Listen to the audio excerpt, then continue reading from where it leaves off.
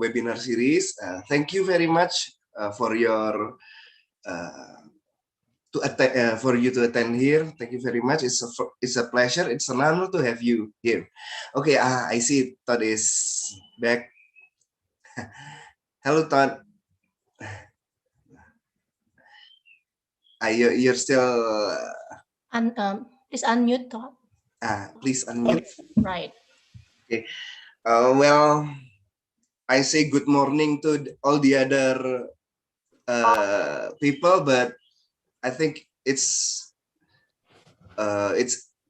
night already in your time, right, Todd? That is correct. Okay.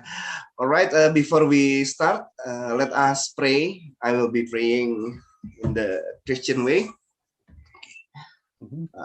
Lord Jesus, we thank you for your work within each of our lives. Thank you for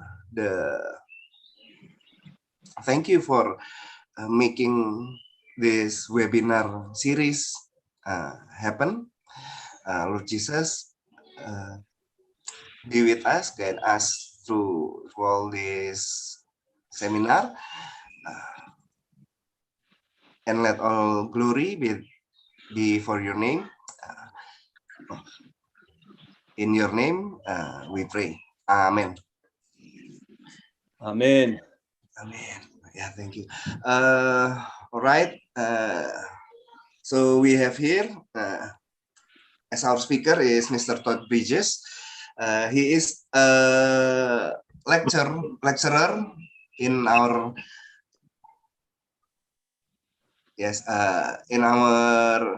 English program.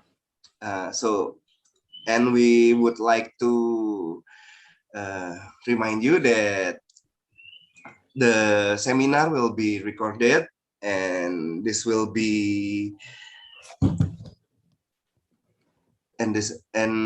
session will be aired in YouTube also, so we can better reach for more people. All right, without further ado, Todd, if you may. All right. Good morning. Good evening where I am. As Pak Noel mentioned, it is evening, but good morning to you. Selamat pagi. It has been a long time since I've spoken any Bahasa. Well, let's go ahead and get started. Welcome to the webinar.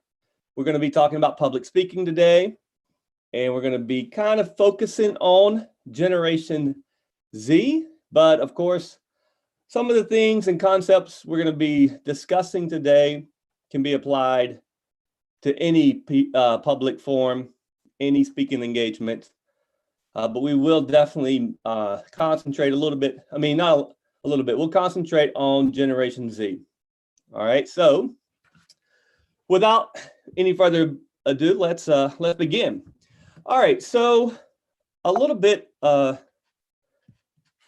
we go. So Generation Z, just in case you probably don't know this, I mean, you probably do know this, but I'll go ahead and remind you, it's around ages 6 to 24.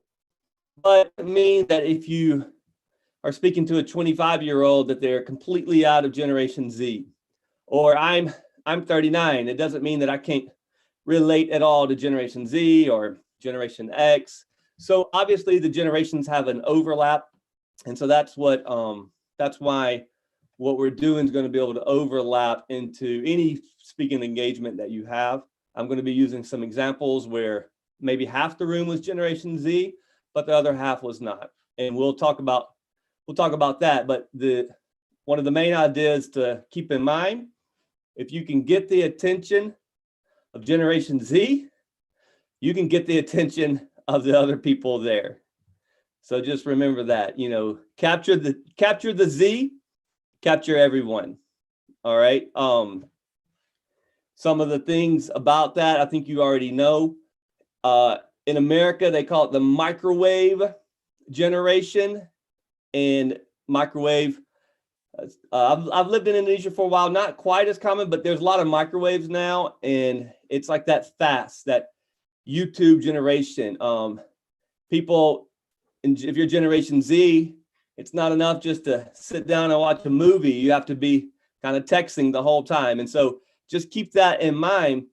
Imagine how difficult that is with public speaking when you have an audience that's saying, entertain me, engage me, because if you don't, you're going to lose my attention.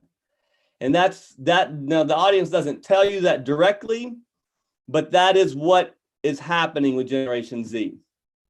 And if you go to YouTube, you'll find all kinds of things on public speaking. And I would say that with Generation Z, you got about 10 to 20 seconds to grab their attention. All right. So let's go ahead and let me tell you a little bit about myself. This is a picture of this is my family. You can see my wife, and I have my 7 children. That's all 9 of us. And some of you are thinking, that looks like 7. That does not look like 9. And, some of you might be thinking, I'm not a math major, but yeah, that's definitely 7. Well, as soon as we got back to Indonesia, from Indonesia, we are now living in America. That's why it's nighttime here. And you'll see maybe if you can see the darkness behind me, the sun just went down and people will be going to bed here. But if you look at the picture and you see, what am I talking about? Well, I'll tell you what I'm talking about. When we got back from Indonesia, we got an appointment with a ultrasound, and we thought we were pregnant with 1, or just confirming that we were pregnant. I'm not, but my wife. And it turns out that there is 2 in there. So we are having twins. And if you look at my wife, she is pregnant. And it's going to be twin girls, identical twin girls. So now me and my other 2 boys, we are completely outnumbered. But my name is Todd, and I have lived in Indonesia for about 6 years. And like they said, I do lecture at the University of Petra in the English department, and I've thoroughly enjoyed my time there. And I do hope to be back. I plan on being back in January. Of course, there's some restrictions with COVID, but I'm believing on faith we'll be back in January. So that's a little bit about me. Okay. Now, first thing we want to do is we want to do a quiz. And some of you might say, wait, quiz? What did I get up early for? I didn't get up early to take a quiz. If that's going to be the case, I should have stayed asleep. Well, if you look at the quiz, it's not very long. And I think you're going to enjoy it. Okay. So with public speaking, see if you can fill in the blank here. Everyone is a professional at blank public speaking. And let's see, I'm not familiar, haven't used Zoom in a while, mostly on the classroom. So Pat Noel, do we have any answers? If you could kind of help me out a little bit, do we have any answers?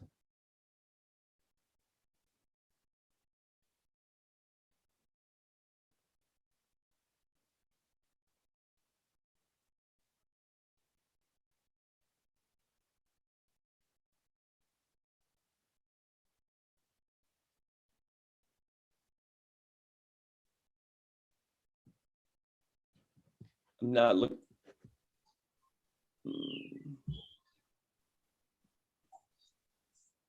No. Do we have any guesses? Anybody want to take a guess?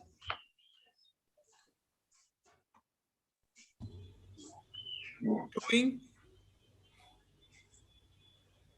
Everybody is a pro at performing, I guess. Performing? No, not performing. Any other guesses? Doing? All right. this might surprise you, but I'm going to make sense out of it. Everyone is a pro at critiquing public speaking. Yeah. Well, this makes so much sense. Yeah. Everyone's pro, and I'm going to show you how you are. Now, some of you might be saying, I hate public speaking. That's why I'm in this webinar. I'm not a pro at it, but you are a pro at critiquing it. Even if you want to improve your public speaking skills, some of you, if you probably even know the phobia called glossophobia, which is a fear of public speaking. And I have been teaching for a while, and I have met a lot of students who say they have that fear. But when it comes to critiquing, everyone is a pro. And let's take a look at it. All right. Here is matching. This is the last part of your quiz. So I'll let you look at it here. I might have to see if I can. Okay, there we go. I figured out how to take the faces where I can see the whole slide. There we go. Perfect. All right. All right, so look at the slide here, and you in red is what you don't want to do, and you fix it with the green. Okay, so let's go back. Let's look here. Going on and on, that's something that you have maybe been in speeches before, and somebody is just talking and you don't really know where they're at. Maybe they don't really know how to make their eye contact. They don't really know where to focus. They have overloaded notes. Let me tell you what this means. Have you ever been into a public speaking and somebody is just kind of reading from the note card? That's not what we want. Too many overcrowded slides. Now, have you ever been in a presentation and somebody with their PowerPoint, it was so much material on the PowerPoint, you didn't even have time to read it? Things like that. Fidgeting, or the big one here is filler words. Filler words are like, those words those are very, very common. I don't think we can get around those completely. You'll probably hear me maybe say the word a couple of times, but if that's kind of all the speaker does, then that can be very distracting. So how do we fix it? Well, you probably know the answer.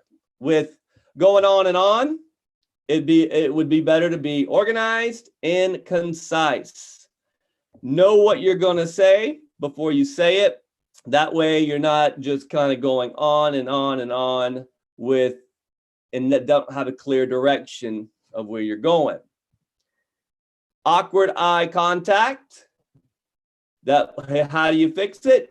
You choose a group of people scattered throughout the room to focus on. Now, if you're in a room of like 200 people, you want to choose people on the left, the right, the middle, and you're not going to get to all 200 people, and you're not going to make eye contact with 200 people, but you're going to have good eye focus if you're able to, 10 or 12 that you keep focusing on and moving your eyes around the room, things like that. Now, what we're doing now is we're just talking about basic strategies to public speaking, and then we're going to move into more concepts.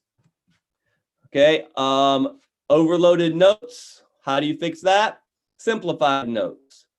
If you in your notes, you do not want to have full sentences on your notes. You want to have like one word. That way you do not start reading your notes. And that way it's in your mind and you know exactly what you're going to say. And the big thing is it flows out more naturally when you're not reading a bunch of notes. Okay. Too many or overcrowded slides. We've seen that before. Reduce the slides, reduce the concepts. The good rule of thumb is like 3 to 5 max concepts on each slide. All right. Fidgeting, good way to fix that. Confident posture and gestures. Okay, that way, you basically, hands down by your side is a very natural pose. Some people talk with their hands. I talk with my hands a little bit. We're not able for me to stand up. I need to be sitting down so you can hear me better. But I like to talk with my hands a little bit. But what I don't do is kind of fidget around and awkward poses, awkward stance, putting my hands in my pocket, those kind of things like that. That's very distracting for a speech. And then filler words, the best thing you can do is to practice and eliminate those extra words. All right. So these are just some basic strategies to public speaking. But what we're really going to look at today is we're going to look at some deeper concepts. And I'm going to try to use the concepts that I'm going to explain. I'm going to try to use them for you so that you can experience exactly what I'm saying. All right. So if you look at our just 6 kind of things that a lot of public speakers do, they ramble, they go on and on, eye contact, overloaded notes. That means they're reading from their note cards, overcrowded slides. That means the PowerPoints are just filled up, fidgeting, and then filler words. The speakers like those kind of things. Now, those, if you look at these, and then we go to our next slide, there's irony here. Now, I love this sign. I think this sign is very appropriate for COVID-19. If you look at this sign, it says always open and then closed. That's probably a lot of businesses have had to do that. But that's irony there. What's ironic about it? The sign says always open, but yet it's closed. So what's irony about the 6 concepts the 6 strategies that I just showed you? The irony is, what did I tell you guys were? You guys are professionals at critiquing speeches. Everyone is a professional at critiquing speeches. So where is the irony? The irony is this. You have sometimes maybe listened to a speech and you're like, oh, too many slides, too long, wasn't focused. But then it's your turn to give a speech, and sometimes students might do the exact same thing. Look at this slide here. There's so many things to this slide, you can't even focus on it, all right? Or these guys are supposed to be, professional, having a professional debate. Look at their body language, fidgeting, nervous. So the irony is, because I've been teaching public speaking for a while, the irony is, okay, now I want you to catch this. If I have my students critique each other, they will catch it in a second. And they will say, oh yeah, person A, I couldn't hear their voice. It's too quiet, too soft. And then when that person gives a speech, sometimes their voice is too soft. The irony is, I couldn't even read the slides. They're going too much information on the slides, but then they turn around and give overload slides. So in order to kind of eliminate these bad practices that we can naturally do in a public speaking, we're going to take a look at just some concepts that might help us. Okay, so we're going to spell out an acronym because I've lived in Indonesia long enough to know you guys are very good with acronyms, and acronyms are everywhere. When I first moved to Indonesia, people would just be telling me things like KTP and all these other, acronyms, and I had no idea what everybody was saying, and so the acronym for today is CASAS. But another thing is you're going to get to at least learn one Spanish word. So it's not English, it's not Indonesian, and it is Spanish. And it means homes. It means houses. All right. So that is the acronym that we're gonna look at today is CASAS. So let's begin. Let's start with, this is a official word, chillax.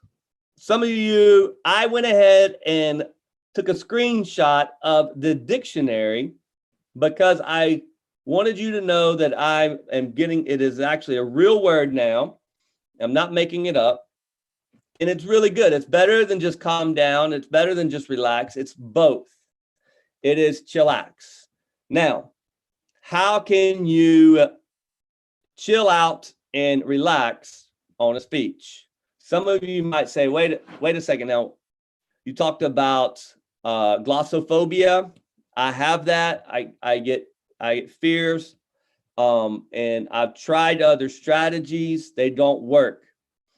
Maybe, have anybody ever heard of like breathing strategies? You know, yeah, I've tried that. It doesn't work.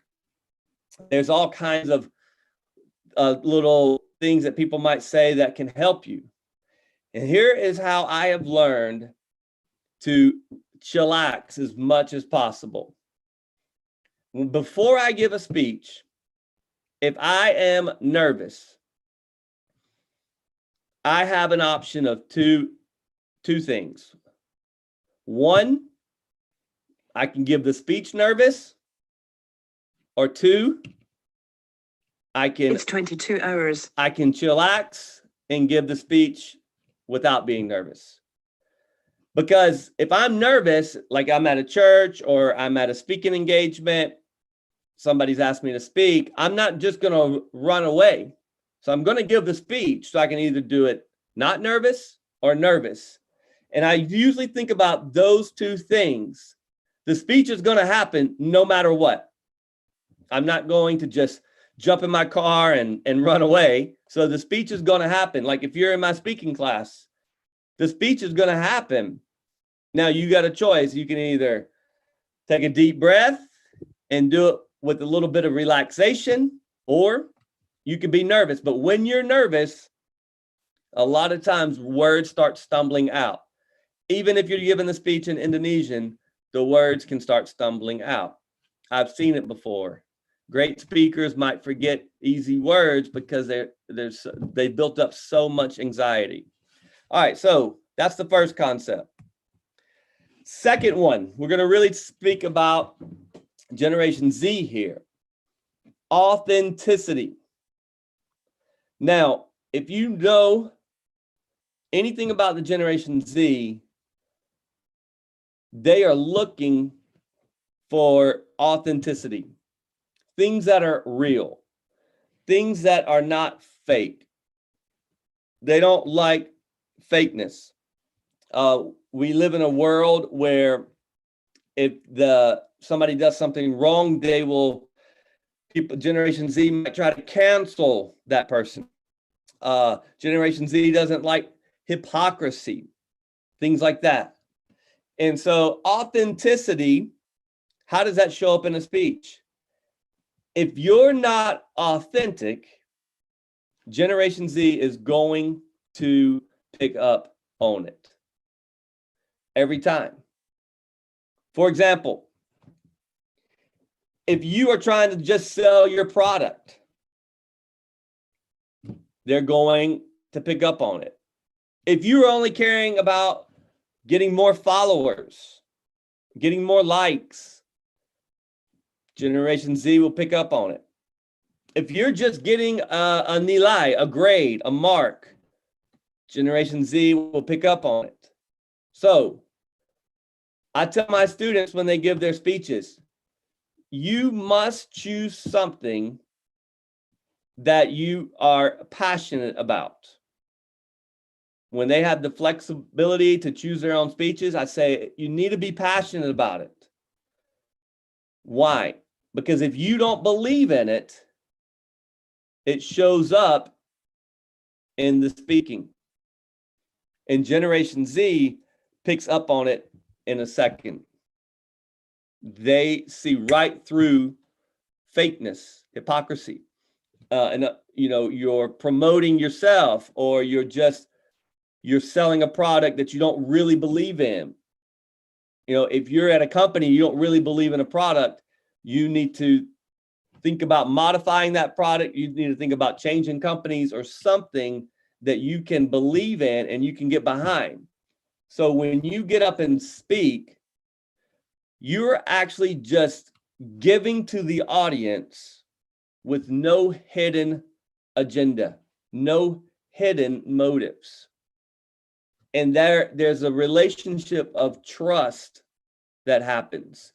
Transparency, integrity, vulnerability, genuine trust that can happen with the speaker and the audience. But if it's all for show, if it's all for likes, if it's all for a grade, if it's all, there's no give in the relationship, Generation Z will see right through it. All right. The next one with casas, remember casas is houses in Spanish, is an S. And it is seize the audience's attention. All right, so if we go back and so first thing you got to do before you ever speak is you have to chillax, right? Then you got to make sure that the content you are about to deliver, you believe in the content, you believe in the data, you believe in the research. If you're given a best speech for your best friend at a wedding, you believe in it. If you're giving a speech at a funeral, the person who has died, you want to speak about this person. All right. So these are two things. These are two concepts that you need to do and to establish before you speak. All right. Am I relaxed? And do I believe in what I'm about to present? Because if you don't believe in it, it's going to show up. Now we get into the actual speaking part of it. And it is seize the audience's attention. Okay. There are many things you can find on YouTube. A lot of recommendations are use a prop, use something, that a prop, meaning it could be anything, a childhood memory, or whatever that is. I'm only going to talk about one concept with getting the audience's attention. Why did I change it to seizing? Because seizing starts with an S and it goes with casas and G does not. But it is getting the audience's attention. So we're going to talk about surprise. This is just one way to grab the audience's attention. And I'm going to give a real life example of me giving a speech 3 months ago. When we came home from Indonesia, one of the main reasons that we came home early was because my grandmother was doing really bad and she was not going to live much longer. Fortunately, we came home and we got to spend 1 month with her, and my children got to help take care of her. But after 1 month, she did pass away. And the picture that you're looking at is me at her funeral. I was the speaker at her funeral. Now, what is one goal of every single speaker? It is to your audience to remember what you're going to say. So I'm at my grandmother's funeral and I'm the speaker, and I had the goal of honoring my grandmother. I wanted to honor her, but I did that by presenting in a way that people are going to remember what I say about her. And so now the same concepts of public speaking show up in my speech. And the first thing I wanted to do was I wanted to seize the audience's attention. I wanted to get the audience's attention. Probably 30% were Generation Z, But remember what I said at the beginning of this webinar? If you get Generation Z's attention, everybody else's will follow. And so here's what I did. I told the audience, I'm going to tell you 3 things about my grandmother. We're going to talk about 3 things today. We're going to talk about love and how she loved people. We're going to talk about the sacrifices that she made. And then for the 3rd thing, some of y'all, if you had to guess right now, you might put words like hope, kindness, faith. Those are maybe some of the words that you might guess is coming next. But I surprised the audience with the word they did not expect. We're going to talk about cornbread. And when I said the word cornbread, guys, I'm telling you, the audience, they were listening. They were engaged. They wanted to know, where am I going with cornbread? And if you don't know about cornbread, this is what it looks like. And if you guys eat rice at a meal, where I'm from, you need cornbread at a meal. It's kind of the same thing. We don't have rice at our tables, but we do have cornbread. And the way I did it was I tied together all the love and all the sacrifice that my grandmother made through always wanting to cook for people. And she never cooked for anyone without making her cornbread. And I talked about that love and that sacrifice, and I tied it all in together, but I grabbed the audience's attention by presenting something they did not expect. I surprised them. Okay, so we got to chill. We got to be authentic, transparent, vulnerable. We got to seize the audience's attention. Now we have to be aware. And another concept is we need to be aware who we are speaking to. Is it Generation Z? Is it a mixed crowd? But not just that, what are your surroundings? I was listening to a really famous speaker, and he was saying that one time he was going to give this speech. Right before he goes on stage, he realized that he was at a wedding, and it's an American wedding, and he realized that everyone's been drinking alcohol for like 3 or 4 hours. And that had to change his speech. He was going to be more formal, but he realized that many people have been drinking. And so he changed his speech at the last minute, something that would people that have been drinking a lot would listen to more, a more relaxed speech. And he, persuaded the audience that he's going to have fun today speaking to them. Now, that's not my audience. You guys are just having your coffee, all right? And so we don't have anything to worry about that, all right? But some things like this have happened to me before. Realize that things might not go as you expected. So one time in Indonesia, I was invited to speak at this church. And I have been in many churches before. And so I said, okay, I'm going to dress up as nice as I can dress up today. I am going to wear my batik. And so I get to the church, and I look around, and I am the only one in batik. I have overdressed. I'm the only one in batik. All right. So I go ahead, I speak that day. And about a year later, the church calls me back and they say, hey, we want you to come speak again. Well, this time I was ready for it. This time I said, okay, hey, sure, I'd love to come speak again. So the same thing, I go to the church, except this time I knew I'm just going to have a simple shirt on, maybe some jeans, might even wear my tennis shoes. That's what everybody else wore last time. This time I'm going to be with the crowd. And guess what?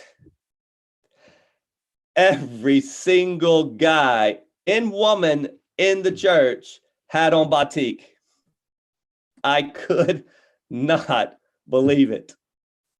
And I come up on stage And I don't pretend that now I'm underdressed or I just go ahead and I bring it out. I bring out that authenticity and I say to the pastor, I say, Pastor, last time I was overdressed. This time I'm underdressed. Tell me what is happening. Do you guys just do you call my wife and do you say like, hey, Jess, that's my wife's name. What's your husband wearing to our church today? Because we're going to all wear the opposite. And I'm confused. I'm like, what's happening here? And it happens to be just that day was Batik Sunday. And so I showed up underdressed. But I used that and I didn't let it make me nervous. I was aware of it. And I brought that out to the, audience's attention. And I made them laugh with that from the beginning, and I was aware of my surroundings. I was situational awareness. Let me give you another example that maybe one day you might happen.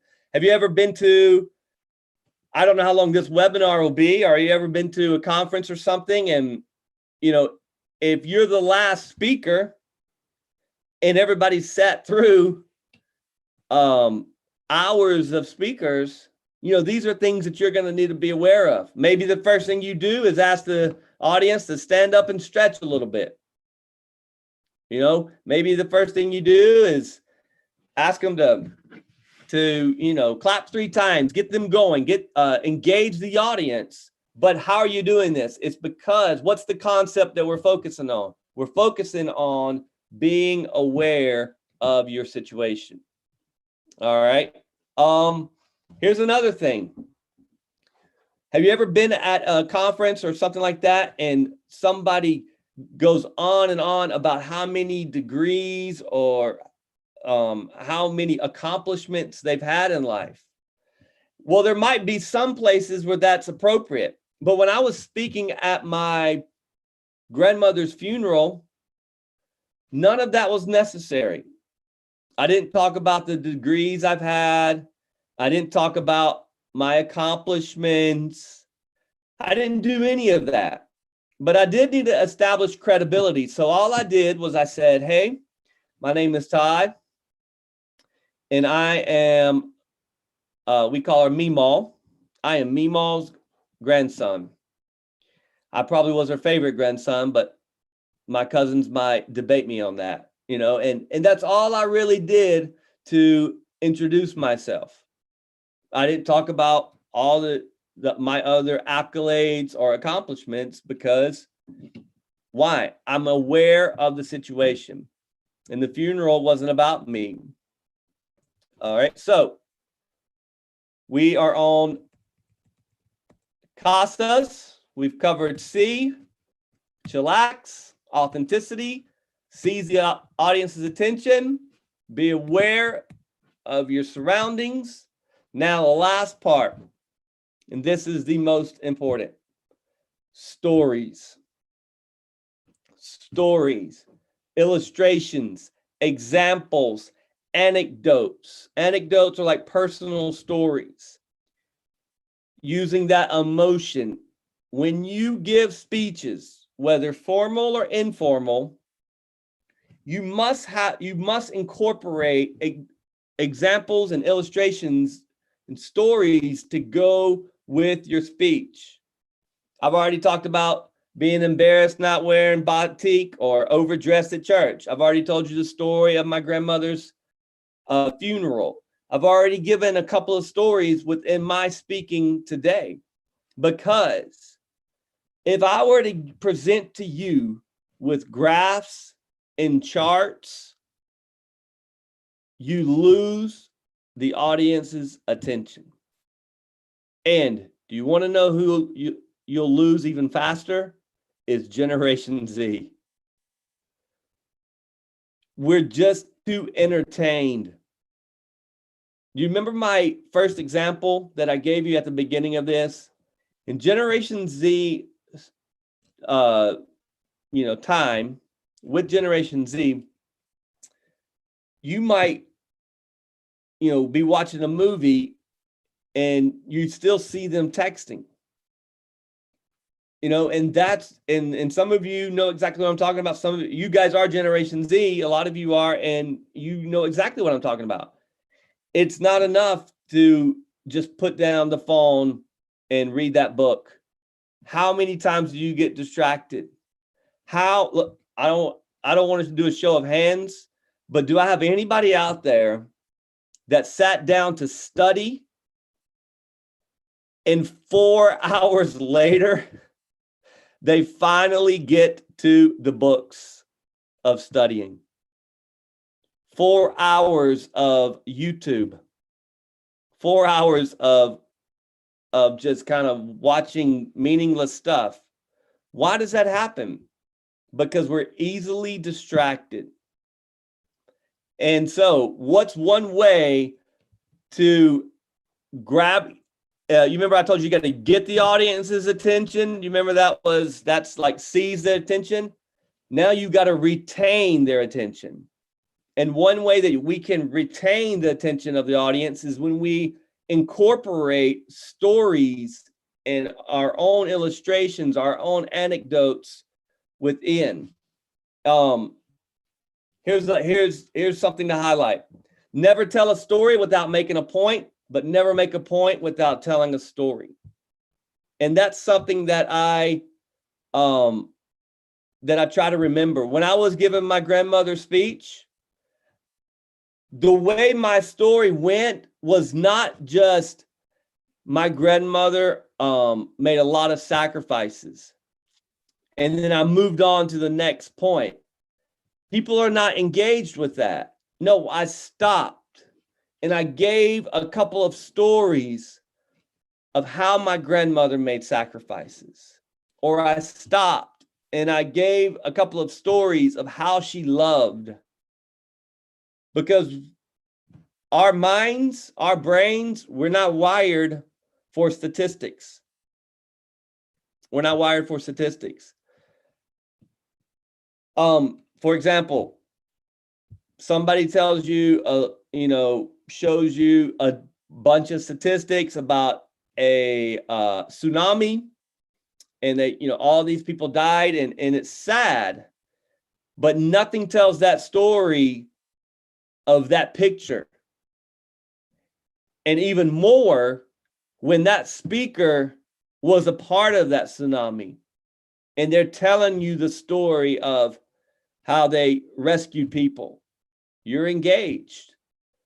If a speaker gets up and like 47 people died from this tsunami, you don't know that 47. You don't have a face to it. You don't have a story behind it. And our brains are just not wired for that. Some of the greatest stories ever told in the Bible, you might not know the book, you might not know where it's at, but you've heard of stories like the Good Samaritan. Why? Because these are how our brains are wired to remember things. It's not enough just to say, hey, be kind to others. But, with stories like the Good Samaritan, now 2,000 years later, we're still telling the same story of the Good Samaritan. That's how our brains are wired. So, I believe, I don't know if we're out of time, but if Pat Noel, I'm going to turn it back over to you. That's going to end our time for today. Remember, it was Casas, and I don't know if there's time for questions and answers. If not, it's okay. But I just want to say before, I really appreciate your time and attention. Hope you have a great day. I'll be going to bed as you are just starting your day.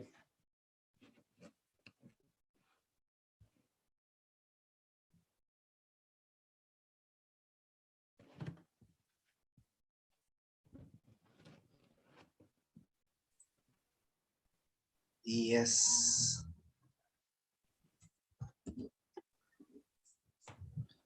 So,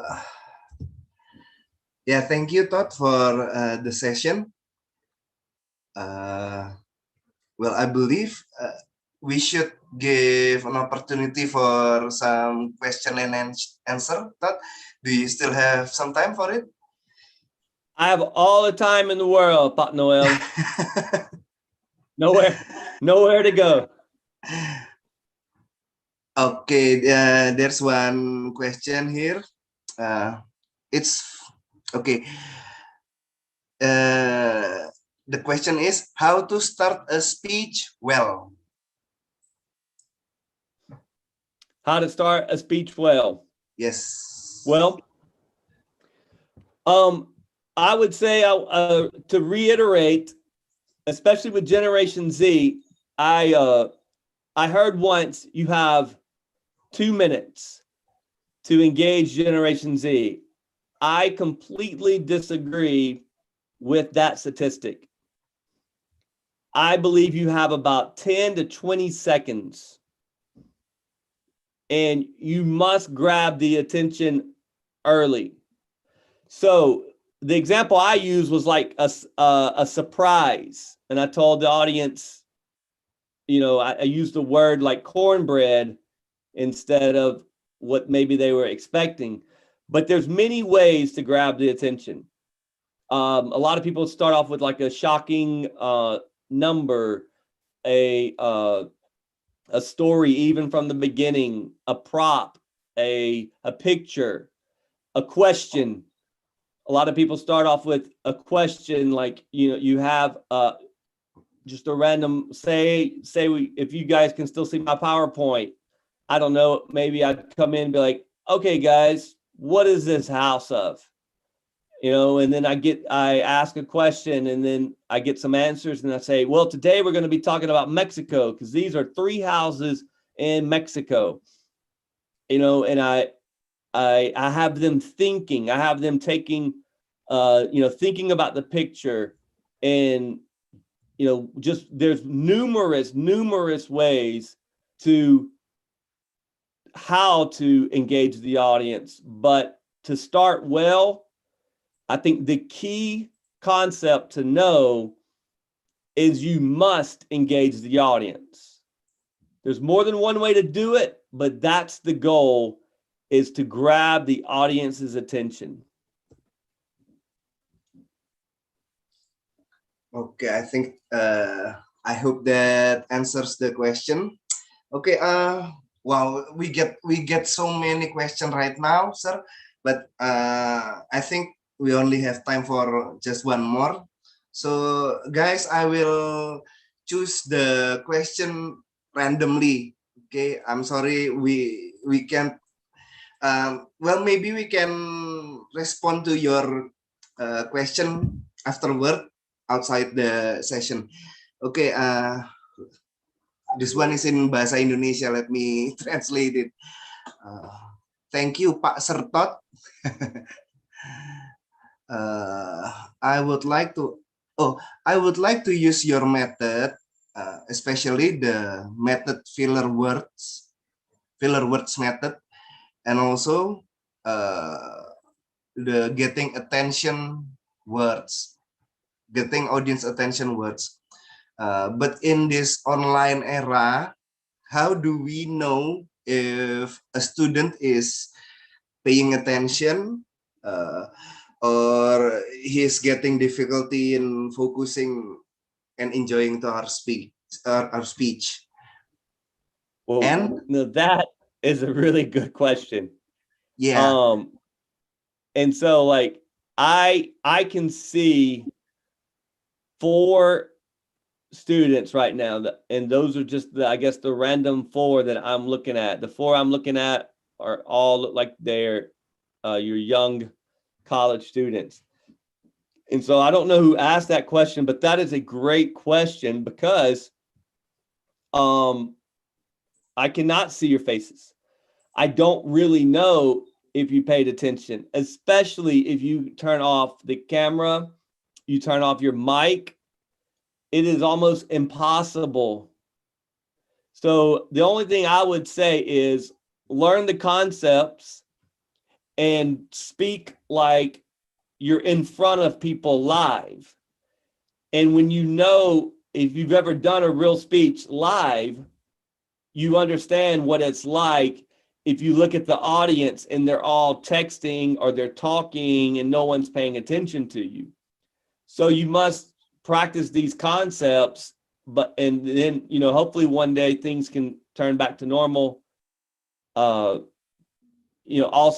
to some seminars or webinars, maybe there's 10 people in the webinar and everybody has on their camera and it's more of that real live environment. But for ours today, I believe we had, close to 400 and I'm only looking at 4.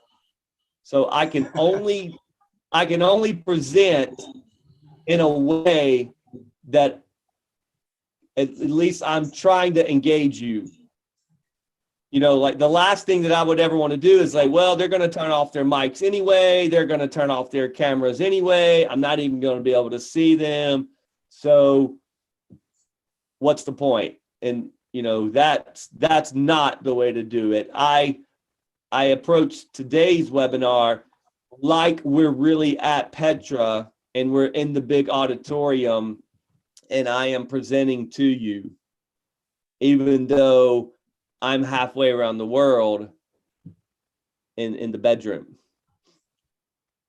Yeah, that's a good point, sir. Yeah, well, it crossed my mind. The audience we have here is young people. They probably haven't had any experience doing public speaking live. I don't know. I wish the I wish the pandemic would go over soon, so the guys who have the passion to do public speaking can practice their trade art. Well, yes, Todd, if you can see what the direct message I am getting right now, it's wow, it's like a storm of question. It's like it's going non-stop questions. But unfortunately, we have time's up. So, well, yeah, guys, if you would like to continue the if you like to continue the question, probably you can direct message us, the panitia. I'm sorry, I lost the word for panitia in English. Okay, organizers maybe, yeah. Yeah, Pat Noel, if I get these questions, I can write out some simple answers and then get them back to somebody. If there's some type of a sharing platform, I'll be happy to do that.